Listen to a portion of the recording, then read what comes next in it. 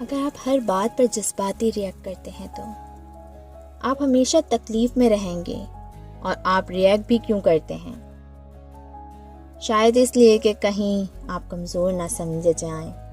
مگر اصل طاقت یہ ہے کہ آپ سکون سے بیٹھ کر چیزوں کو لاجیکلی دیکھیں. اپنے آپ کو اپنے کنٹرول میں رکھ پانا ہی پاورفل ہوتا ہے.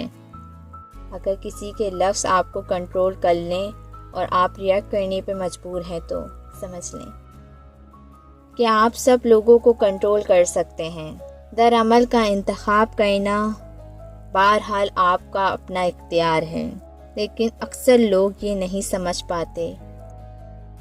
وہ اپنے جذبات کو لوگوں کے قابو میں آنے دیتے ہیں اور اپنا اختیار دوسروں کے ہاتھوں میں دے دیتے ہیں.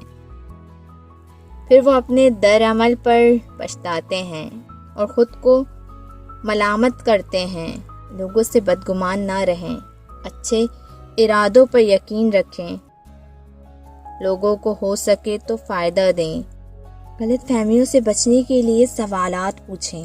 اپنے ریئیکٹ کرنے سے پہلے تھوڑا سا رک جائیں اور اپنے جذبات پر غور کریں. کیا آپ تھکے ہوئے ہیں؟ کیا آپ اسٹریس میں ہیں؟